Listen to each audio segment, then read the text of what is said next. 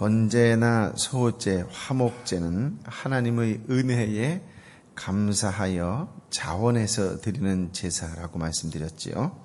속죄제나 속건제는 감사해서 드리는 제사라기보다는 통회하여 자신의 죄를 통회하여 드리는 의무적인 제사입니다. 속죄제는 하나님의 말씀을 저버리고 잘못하였을 때 괴로움과 후회하는 심정으로 자신을 채찍질하면서 죄를 자복하고 자신을 주님에게로 돌이키는 제사이지요.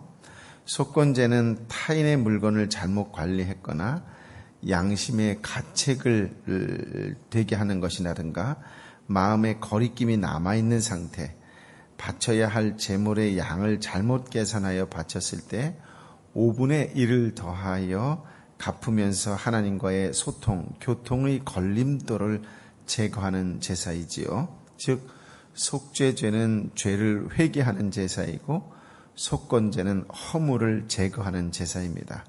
그러므로 속죄죄와 속건제는 자원하여 드리는 제사라기보다는 의무적으로 반드시 드려야 할 제사입니다. 구원받은 사람은 살아가면서 얼마든지 죄를 지을 수 있기 때문에 이런 제사 제도를 두셔서 해결해 주시는 하나님의 은총이지요. 구원받은 사람이 범죄했다고 망하는 것은 아닙니다. 결코 지옥에 가는 일도 없지요. 그러나 지은 죄를 회개치 않고 그냥 살아간다면 하나님과의 소통, 교통이 막히게 됩니다. 기도가 되지 않는다든가 찬양을 해도 은혜를 받지 못한다든가 설교를 들어도 마음에 와닿지 않는 것이지요. 만약 우리가 이런 상태에 빠져 있다면 자신의 죄와 허물의 용서함을 받지 못했음을 깨닫고 회개하여야 한다는 것이지요.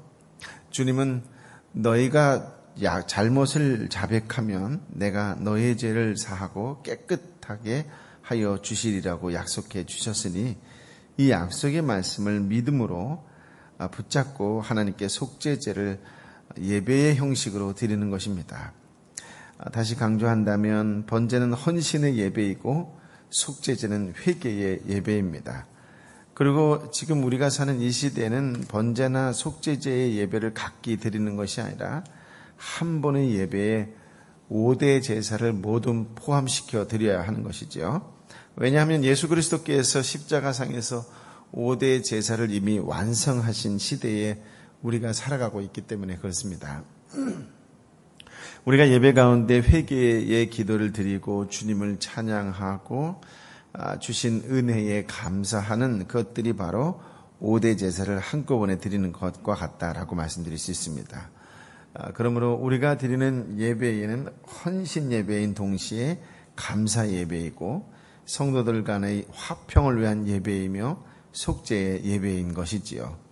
그래서 구약 성도들의 그 예배와 차이점이 무엇이냐라고 이야기한다면 바로 예수 그리스도께서 불완전했던 5대 제사를 완성해 놓은 점이 다르다라고 이야기할 수 있고, 역으로 그렇다면 구약의 5대 제사는 왜 불완전한 제사였을까라고 이야기한다면 사람의 죄를 속량하기 위해서는 사람의 제물이 필요한데 구약시대에는 사람 대신에 짐승을 대신했기 때문에 불완전한 제사다 이렇게 이야기할 수가 있습니다. 물론 이방 종교나 이단자들은 사람을 대신 죽이기를 하는 그런 구약시대의 모습이 있었지만 하나님은 결코 그렇게 하지 않으셨지요.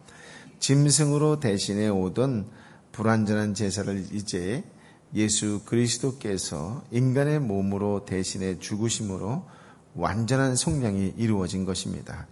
그래서 불완전한 구약의 제사가 주님에 의해 완전해진 것이고 주님 이후의 시대에 살아가는 저와 여러분은 이런 엄청난 혜택을 누리고 사는 것이지요. 그러니 우리는 그저 감사할 뿐이요. 주님이 우리 대신 죽으심이 바로 이것이야말로 가장 기쁜 소식 복음이다라고 말할 수 있을 것입니다. 오늘 말씀 24절 25절 말씀을 다시 한번 읽어볼까요? 시작. 여호와께서 모세에게 말씀하셨습니다. 아론과 그 아들들에게 이렇게 말하여라. 이것은 속죄제물에 관한 규례다. 속죄제물은 여호와 앞 번제물을 잡는 곳에서 잡아야 한다. 이것은 가장 거룩한 것이다. 24절 여호와께서 모세에게 말씀하셨다라고 하는 말씀이 이 구절이 주기적으로 반복되고 있다는 것을 확인할 수 있지요. 왜 그럴까요? 왜 이 말씀이 중간중간에 자주 나타나는 것일까요? 이야기한다면 그것은 말씀을 주신 분이 누구신가를 기억하라고 하는 것이지요. 말씀이 주신 분이 하나님이시다라고 하는 것을 잃어버리지 않게 하기 위해서라도 또 강조하기 위해서 주기적으로 반복해서 기록되어 있는 것이다라고 하는 거예요. 저와 여러분의 삶에서 하루 일정 가운데에 하나님을 몇 번 기억하고 있느냐, 이것이 아주 중요해요. 하나님께서 말씀하셨습니다라고 하는 것은 하나님께서 하셨습니다. 하나님께서 인도하셨습니다. 하나님께서 이끄셨습니다. 이렇게 내 일상의 모든 것을 하나님의 섭리, 하나님의 뜻, 하나님의 계획 아래 이루어지고 있음을 고백하는 신앙이야말로 참된 신앙이요, 아름다운 신앙이다라고 말할 수가 있습니다. 25절에 아론과 그의 아들들은 성도들이 죄로부터 자신을 돌이키도록 지도하고 속죄제를 집행하는 제사장들을 말하지요. 요즘 말로 말한다면 하나님의 일을 하는 사역자들을 말할 것입니다. 속죄제의 희생은 가장 거룩한 것이라고 하는 이 말씀은 제사장에게 주신 말씀이기에 더욱 의미가 깊습니다. 제사장은 속죄제나 속건제를 사실 엄청 많이 집행하지 않겠어요? 그러다 보면 자신도 모르게 매너리즘에 빠지는 거죠. 타성에 빠지기 쉽지요. 그렇기 때문에 경고를 하시는 것이에요. 사실은 예배가 주일 예배도 있고 수요 예배도 있고 우리같이 이렇게 새벽 예배도 있는데 이 예배가 많은 것이 장점일까 단점일까라고 이야기할 수도 있어요. 예배가 많은 것으로 인해서 타성에 젖지 않도록 주의를 해야 돼요. 제가 옛날에 신대원 다닐 때에 그런 얘기를 많이 하더라고요. 이 세상에서 누가 제일 은혜 받지 못할까라고 이야기하니까 신학생이 은혜를 제일 못 받는다 이러더라고요. 매일 예배드리거든요. 그러니까 매일 예배드리니까 이게 귀한지 모르고 타성에 젖어서 어떤 애는 예배드리러 온 그 시간에 컴퓨터로 숙제하는 애, 노트북 갖고 숙제하는 애들도 있고 핸드폰, 여러분 신학생이 예배 시간에 핸드폰 갖고 쭈물럭거린다, 노트북 갖고 뭐 한다라면 이해가 되세요? 저는 안 했습니다. 네, 안 했습니다. 이해가 안 되잖아요. 그죠? 이 예배가 얼마나 귀하다는 걸 가르쳐야 될 사람들인데 그 사람들이 예배의 타성에 젖은 거예요. 응? 사실 말이 돼야 안 돼요. 안 된다고. 지금 아론과 그 아들들에게 이걸 가르치고 있는 거예요.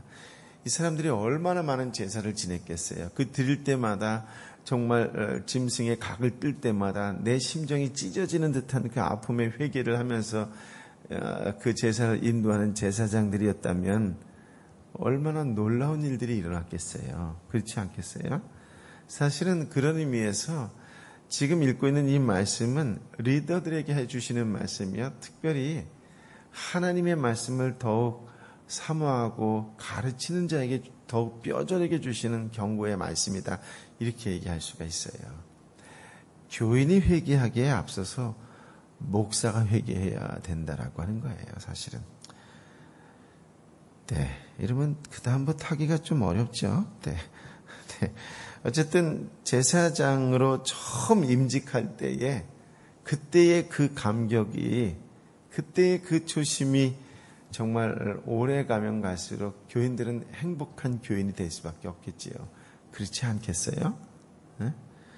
차라리 우리 전사님처럼 안수를 받지 말고 끝까지 버티는 것도 네, 아주 나쁜 거죠. 네. 그러니까 처음 가실 때 그 마음의 경건함을 잃지 않도록 해야 된다. 그러기 위해서는 더 많은 기도와 더 많은 말씀 연구가 있어야 되겠지요. 세월이 흐르면서 수백 번의 제사를 드리다 보면 자신도 모르게 습관에 대해 타성에 빠질 위험이 있는 거예요. 왜 한국의 그 어르신들이 그렇게 놀라운 교회를 이루어 놓고 정말 아름다운 모습을 세워놓고 마지막을 추잡스럽게 하는 것일까? 간단해요. 예배에 대한 감격을 상실한 거예요. 예배에 대한 경건함을 상실한 거예요. 나도 모르게 타성에 젖으니까 세상 사고방식이 나를 침투하고 들어온 것도 모르고 그것이 맞다고 착각을 하는 거예요. 그러니까 얼마나 안타까운 거예요. 그런데 사실 그것이 그분들의 안타까움이 아니라 곧 내 얘기라는 거지, 내 얘기.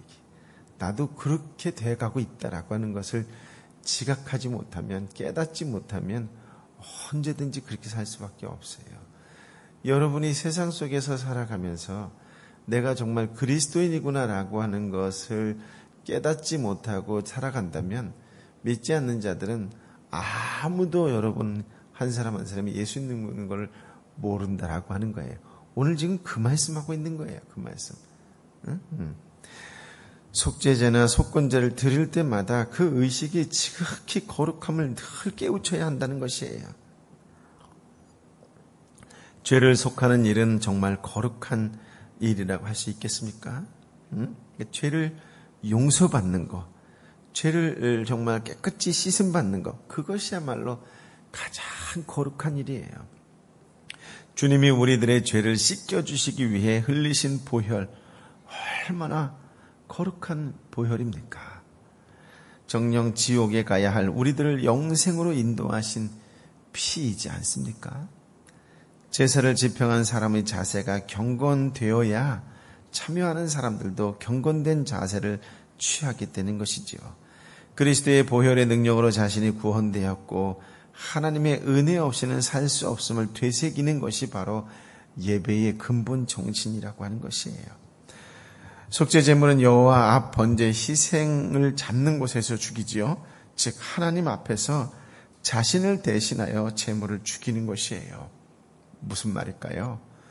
우리가 드리는 예배가 무엇이냐라고 하는 거예요. 하나님 앞에서 내 자신을 죽이는 거예요. 말씀 앞에 나 자신이 완전히 굴복하는 것이에요. 우리들의 옛생활, 옛습관, 인간적인 사고방식들이 완전히 죽는 것이에요. 옛사람이 장사 지내고 새롭게 그리스도의 종으로 하나님의 자녀로 태어나는 것이 합당한 예배라고 하는 것이에요. 하나님께서 왜 우리의 죄를 용서하여 주셨을까요? 구원에 이르게 하시는 죄사함은 천국 가게 하시려고 하신 것이고 생활의 죄를 용서하여 주시는 것은 헌신의 삶을 살도록 하시기 위해서다라고 하는 것이에요. 회개는 눈물로 그치는 것이 아니라 주님 뜻대로 살아가는 첫 걸음이 있어야 진정한 회개라고 할 수 있습니다. 회개는 과거에 대한 후회가 아니라 미래에 대한 준비예요. 속죄제는 희생이라고 하는 것입니다. 희생이 무엇이에요? 대신 죽는 것이에요. 내가 죽어야 하는데 속죄 양이 죽고 내가 죽어야 하는데 예수님이 죽으셨다는 말씀이에요.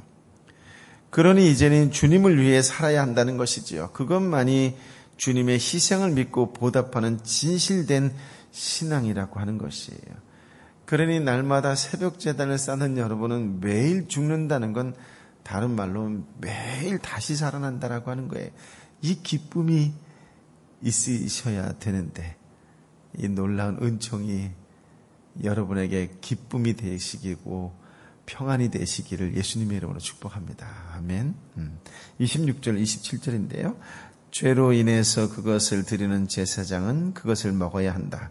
그는 거룩한 장소 곧 회막들에서 먹어야 한다. 그중 어떤 부위든 고기를 만지는 사람마다 거룩해질 것이고 그 피가 누군가의 겉옷에 조금이라도 튀었다면 너희는 거룩한 곳에서 그 옷을 씻어내야 한다. 그러니까 속죄 제물의 기름은 모두 거두어 태우고 피는 번제단 주위에 뿌리지요. 그리고 남은 고기는 제사의 진행에 참여한 제사장들의 몫이 됩니다. 제사에 관여한 제사장만이 회막들에서 먹을 수 있도록 하셨을 뿐 그 제물이 지극히 거룩하기에 성막의 외부로 유출되지 못하게 하셨지요. 속죄의 제사는 물론 그 제물 역시 지극히 거룩함을 강조하신 것입니다. 그렇죠.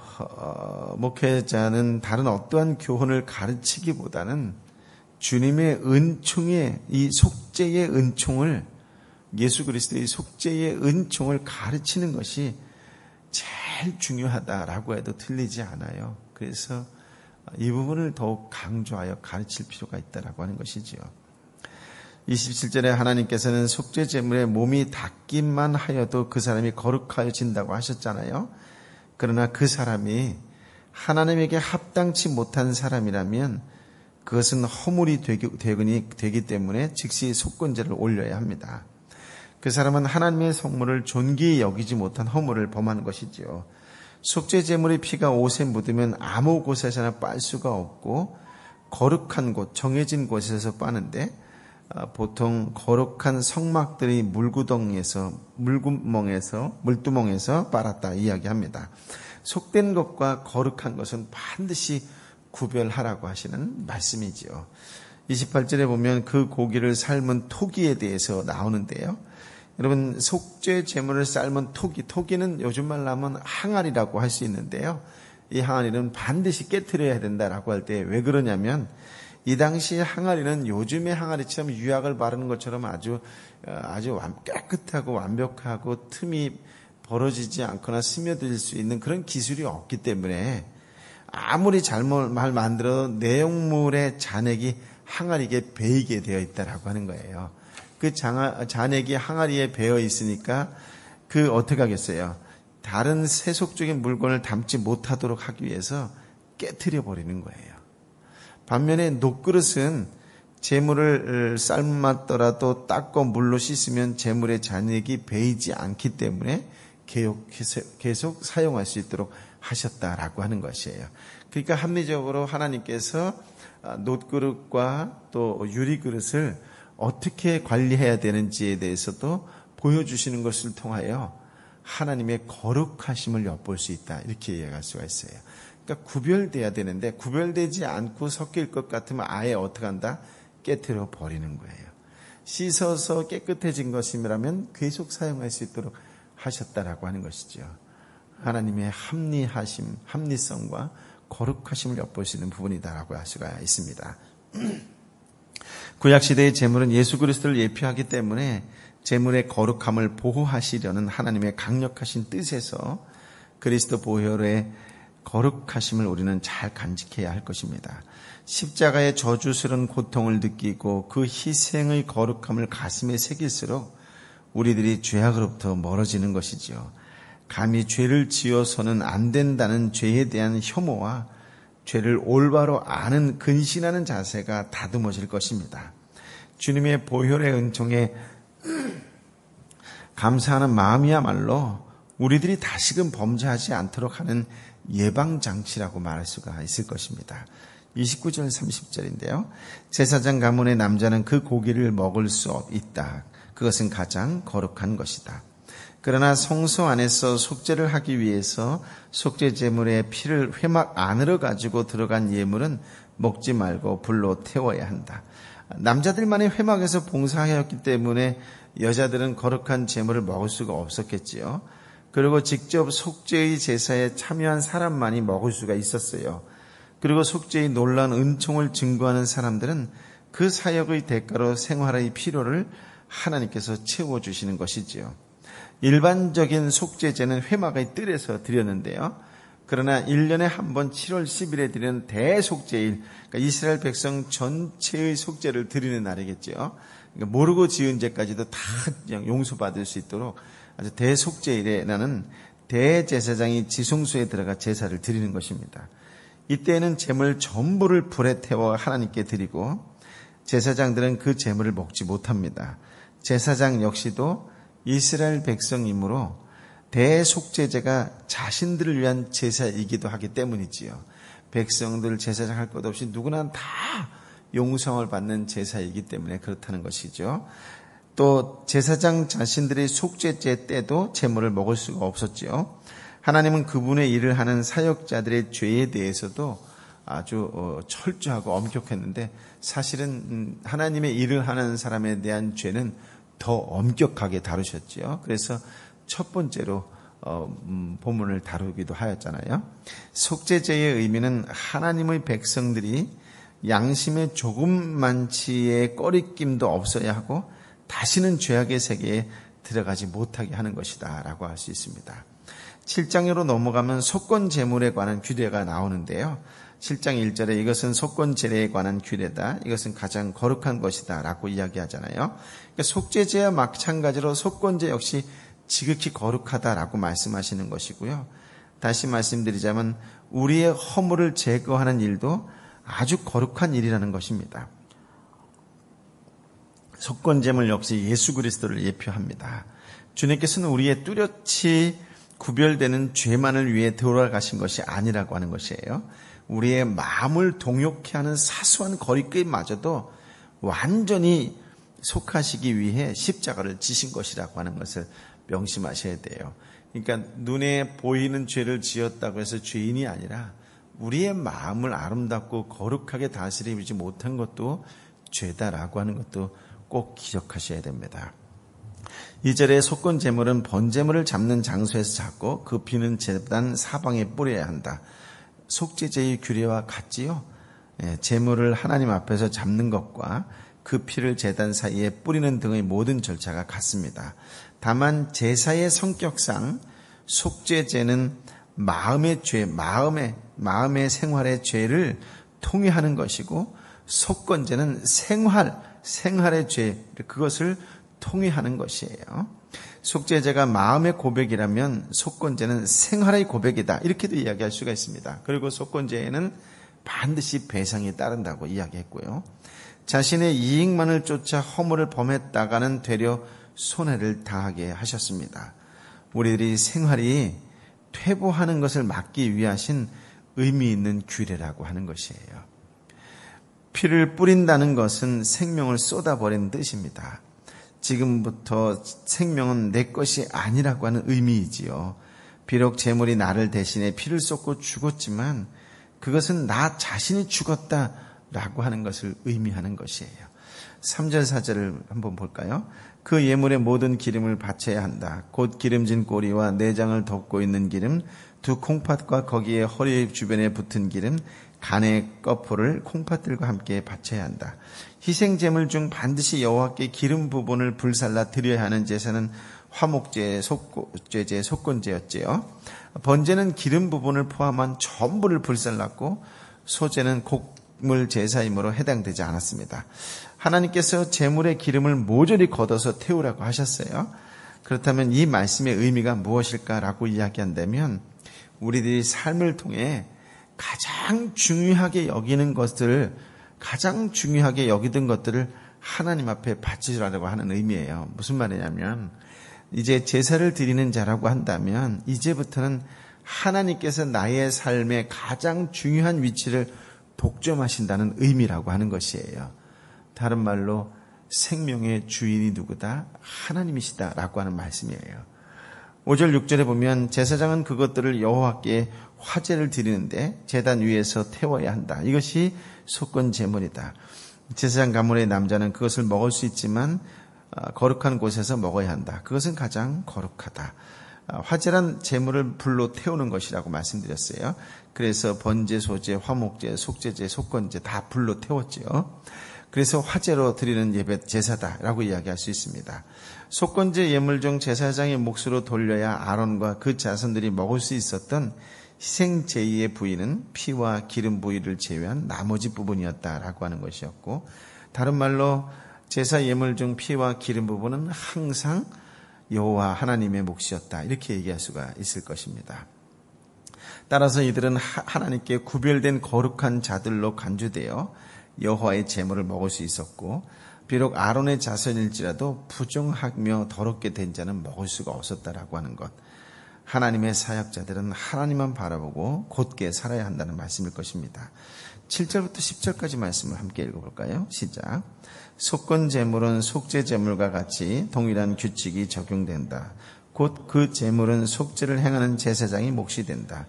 어떤 사람의 번제물을 드리는 일을 한 제사장은 그 사람이 드린 번제물의 가족을 가질 것이다.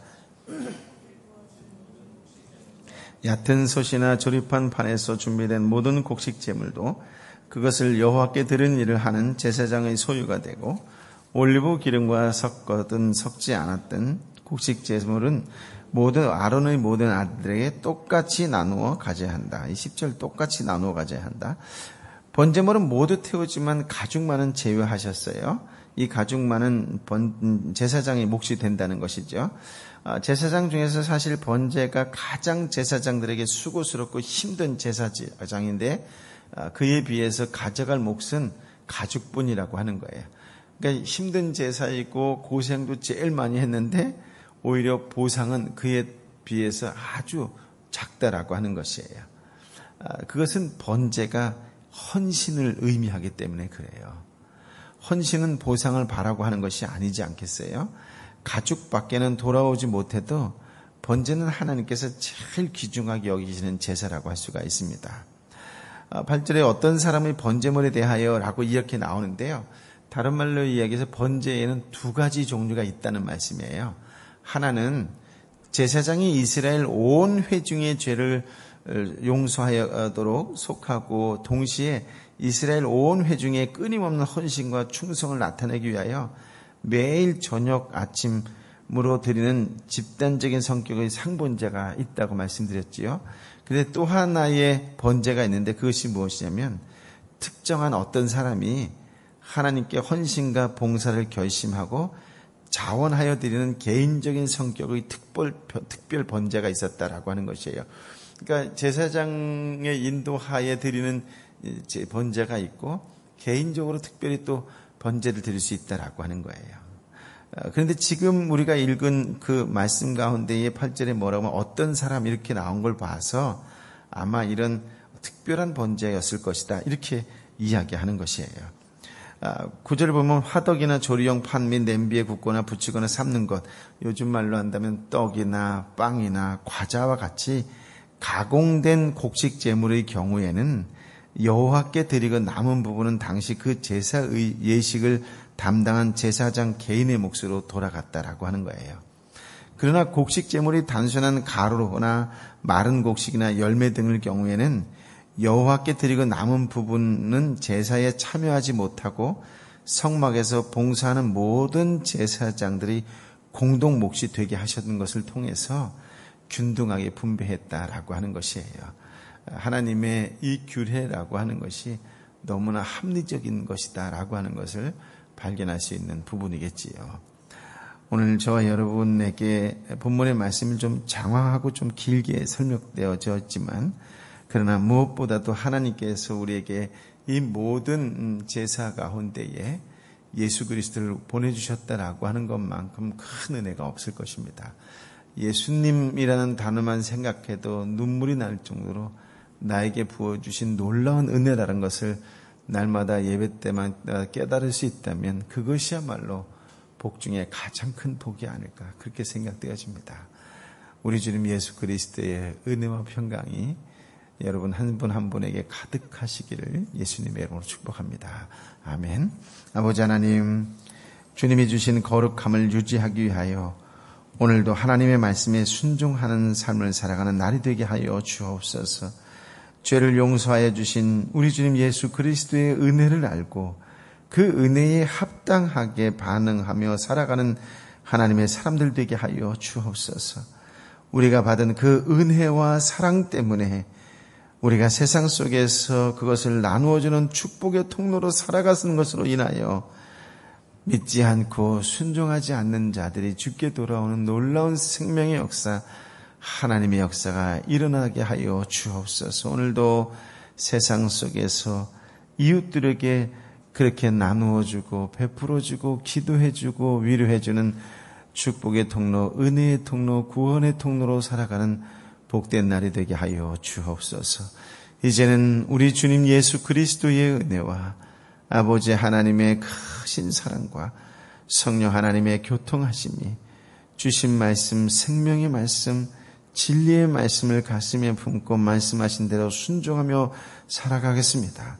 언제 어느 때나 예배자로 살아가고 예배자의 삶을 살겠습니다라고 말씀 앞에 세상 속에서 그리스도를 드러내는 일에 쓰임받기를 간절히 원하여 결단하고 결심하는 하나님의 사람들 한 사람 한 사람 머리 위에 저들의 일터와 삶터와 함께 기도하는 이웃과 열방의 선교사님과 선교지 위에 이제부터 영원토록 함께하여 주옵기를 간절히 축원하옵나이다.